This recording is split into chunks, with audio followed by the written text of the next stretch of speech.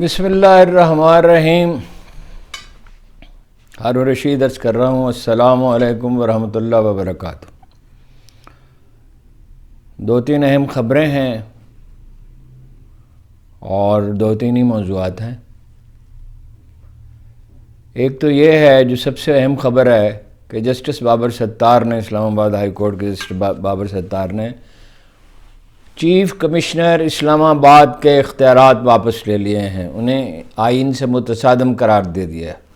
General Zia الحق کے دور میں اور ایک آدھ حکم اس کے بعد ایسا جاری ہوا تھا جس میں چیف کمشنر کو صوبائی حکومت کے تمام اختیارات حاصل تھے۔ انہوں نے قرار دیا ہے، اس کی تفصیل عرض کرتا ہوں کہ یہ فیصلہ جو ہے، یہ جو نوٹیفیکیشن اور احکامات ہیں، یہ آئین کے فلاں دفعات کے خلاف ورزی ہیں، اور وہ ڈپٹی کمشنر کو انہوں نے اختیار دے دیا۔ کمشنر صاحب نے صوبائی حکومت جیسے اختیار دیتی ہے، اور انہوں نے 3 MPO کے تحت کئی لوگوں کو نظر بند کر دیا۔ شاندانہ گلزار کا اور شہریار آفریدی کا تو قصہ زیادہ مشہور ہوا اور اس پہ بہت تبصرے بھی ہوئے، لیکن اور بھی لوگ ہیں، وہ سب لوگ اس کے بعد اس کے نتیجے میں رہا ہو جائیں گے۔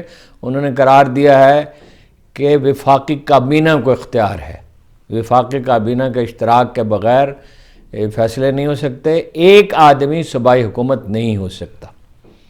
دوسرا یہ ہے کہ صنم جاوید کو الیکشن میں کے کاغذات مسترد کرنے کی کوشش کیجیے، بہت سی مسترد ہوئے بھی ہیں، میں ابھی آپ سے عرض کرتا ہوں، اور 2 صفحے کا پر مشتمل اعتراضات ہیں، اور وہ امیدوار ہیں محترمہ مریم نواز کے خلاف، اور وہ حلقہ ایک میں انہوں نے داخل کیے، پھر دوسرے میں شفٹ کیا، لیکن دوسرے سے بھی پھر بر وقت پتہ چل گیا، کیونکہ لوگ اطلاع تو دے دیتے ہیں، PTI کے حامی تو ہر جگہ موجود ہیں، اور بے شک سرکاری مشینری اس کے خلاف استعمال ہو رہی ہے، لیکن یہ ہے کہ لوگ تو چونکہ PTI کے ساتھ ہیں، میجارٹی 60-70%، لاہور میں تو شاید اس سے بھی زیادہ ہے، اور مریم نواز کی مخالفت شاید اس سے بھی زیادہ ہے، تو PTI کے لوگ بڑے متحرک ہیں اس میں، تو انہوں نے 119 سے 120 میں شفٹ کیا، تو انہوں نے وہاں سے بھی کاغذات داخل کرا دیے۔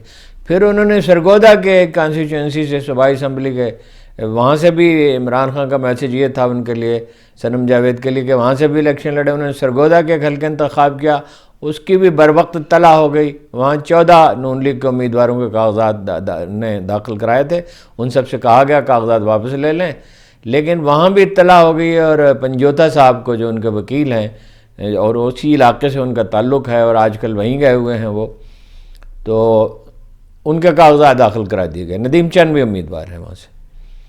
تو مریم جاوید کے یہ اگر الیکشن میں ذرا سی بھی شفافیت ہے، اگر صنم جاوید کو الیکشن لڑنے کا موقع دیا گیا تو وہ نہیں جیت سکتی ہیں مریم نواز، سوال ہی پیدا نہیں ہوتا۔ اب وہ اٹھا لیں، باکس ہی اٹھا لیں، ڈبے اٹھا لیں، اور ان کے ووٹروں کو جان ہی نہ دے تو وہ دوسری بات ہے۔ پہلے میں آپ سے عرض کر دوں کہ چونکہ عدالتی حکم ہے لہذا اسے پڑھنا چاہیے۔ اپنا جو جسٹس بابر ستار صاحب نے جو فیصلہ دیا ہے، اسلام آباد کے چیف الیکشن کمشنر کو اختیارات دینے والے تمام صدارتی آرڈر اور نوٹیفیکیشن کل عدم قرار دیے جاتے ہیں۔ 82 صفحے کا فیصلہ ہے۔ اسلام آباد میں MPO کے تحت گرفتار درخواستوں پر وفاقی حکومت کو اسلام آباد کی حدود میں صوبائی حکومت نے کی طرح 3 ماہ میں، اور ان کو 3 ماہ میں وفاقی حکومت سے کہا ہے کہ 3 ماہ میں اس پہ قانون سازی کرے۔ فیصلے میں کہا گیا ہے کہ وفاقی حکومت آئین کے تحت صوبائی اور وفاقی قوانین کے حوالے سے تمام دونوں حکومتوں کے، صوبائی اور مرکزی حکومت کے اختیارات استعمال کر رہی ہے، اور یہ وفاقی کابینہ کے اشتراک کے بغیر ممکن نہیں ہے، کیونکہ آئین کے تحت وفاقی کابینہ جو ہے وہی ذمہ دار ہے، تنہا وزیر اعظم نہیں۔ یہ آئین کے آرٹیکل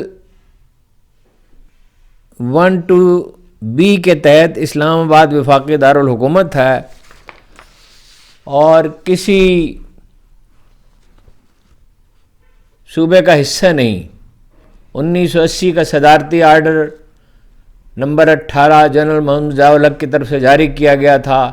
جنرل صاحب نے 1977 میں آئین پامال کر کے مارشاء اللہ لگایا تو اختیارات پر قبضہ کر لیا۔ 1980 کا صدارتی آرڈر نمبر 18، 1987 کا صدارتی آرڈر نمبر 2 اور 1990 کا صدارتی آرڈر 2 20ویں سکیل کے چیف کمشنر کو پر مشتمل ایک شخص کو صوبائی حکومت بناتے ہیں۔ حکم نامے میں کہا گیا ہے کہ چیف کمشنر کو وفاقی دارالحکومت کے لیے صوبائی اختیارات دینے والے تمام صدارتی آرڈر اور نوٹیفیکیشن خلاف آئین ہیں۔ آئین کے آرٹیکل 99 کے تحت وفاقی حکومت پر لازم ہے کہ اسلام آباد صوبائی حکومت اختیارات کے استعمال کے لیے قواعد و ضوابط تشکیل دے، اور یہ کام 3 ماہ میں کرنا ہوگا۔ دائرہ اختیار ہونے کی وجہ سے نظر بندی کے تمام اختیارات کالعدم قرار دیے جاتے ہیں۔ چیف کمشنر کا ڈسٹرکٹ مجسٹریٹ یعنی ڈپٹی کمشنر کو 3 MPO کے تحت اختیارات تفویض کرنے سے متعلق 10 مئی 1992 کا نوٹیفیکیشن کالعدم قرار دیا جاتا ہے۔ کمشنر اسلام آباد نے مئی میں PTI کے خلاف درجنوں 3 MPO کے آرڈر کیا، یعنی بہت سے درجنوں افراد کو گرفتار کیا۔ نظر بندی کا حکم صوبائی حکومت کے اطمینان پر منحصر ہوتا ہے۔ کسی شخص کی نظر بندی کی درخواست قبول یا مسترد کرنے کا اختیار کسی ایک شخص کو منتقل نہیں کیا جا سکتا۔ MPO کے سیکشن 23 کسی بھی شخص کی امن و امان کو نقصان پہنچانے کے خدشے پر گرفتاری کا حکم 23 میں کسی بھی شخص کے امن و امان کو نقصان پہنچانے کے خدشے پر منحصر ہے، اس کا ذکر ہے اس میں۔ آئین کے آرٹیکل 10(4) کے تحت امن و امان کو نقصان پہنچانے کا عمل وقوع پذیر ہوئے بغیر کوئی قانون لاگو ہی نہیں ہو سکتا۔ ایک شخص کو محض شک کی بنیاد پر گرفتار کرنا آئین کے خلاف ہے۔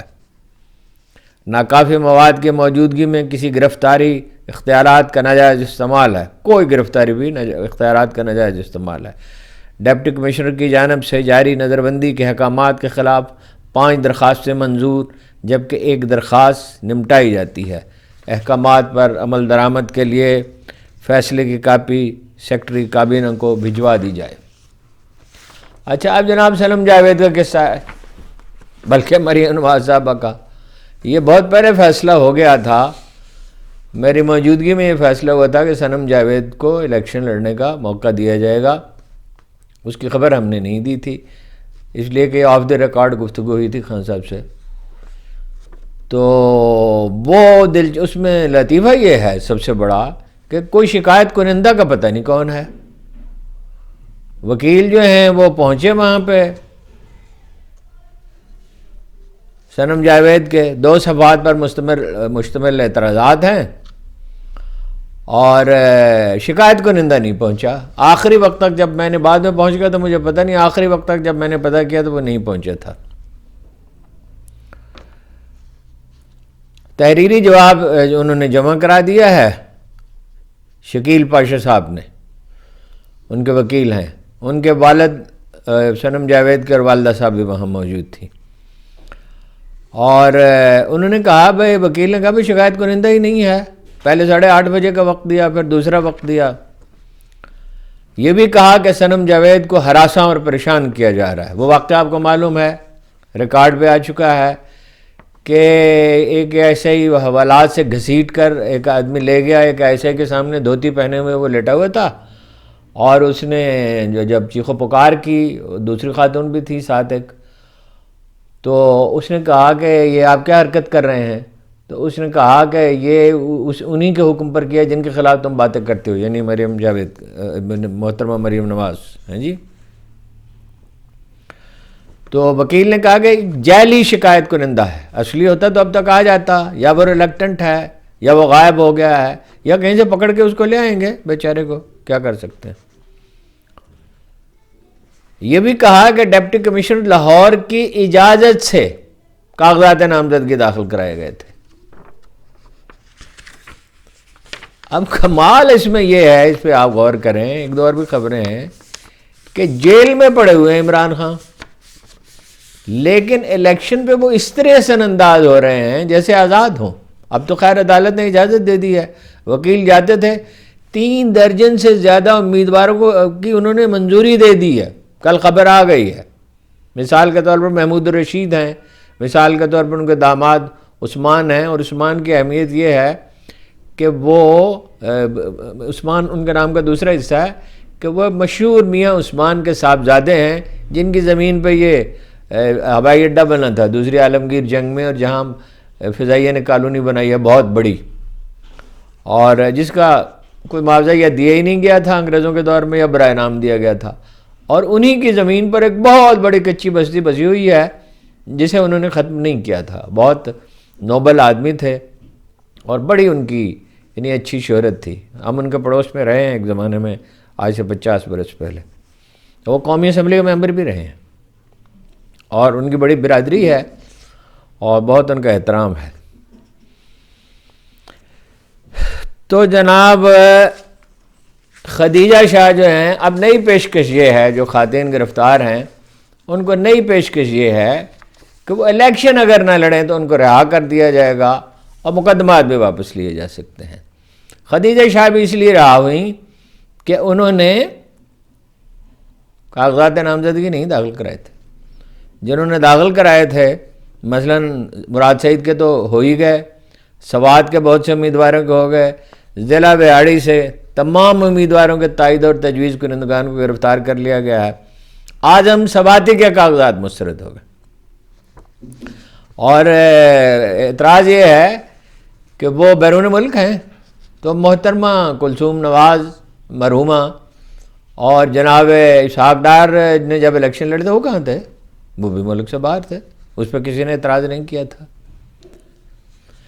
ایک خبر یہ ہے کہ شہباز شریف کی وزارت اعلیٰ نے ایک ذریعے نے انکشاف کیا ہے، پابندی لگانے کا فیصلہ کیا تھا پی ٹی آئی پر جب شہباز شریف صاحب کی حکومت تھی، لیکن بلاول بھٹو نے اس کی مخالفت کی، لیکن پابندی تو ایک طرح سے لگا ہی دی گئی، یعنی لوگوں کو بھگا دیا گیا، زیادہ 240 کے قریب امیدواروں کو بھگا دیا گیا، اور جلسے جلوس پہ پابندی لگا دی گئی، اور جلسہ جلوس کیا، پریس کانفرنس نہیں کر سکتے، دفتر بند کر دیے گئے۔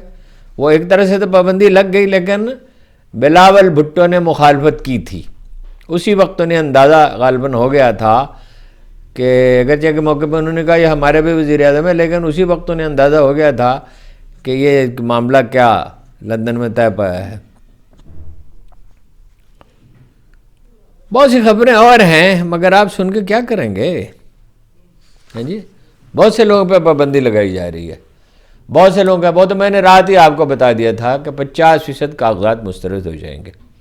فی الحال اتنا ہی، بہت بہت شکریہ، رات کو پھر بات کروں گا آپ سے۔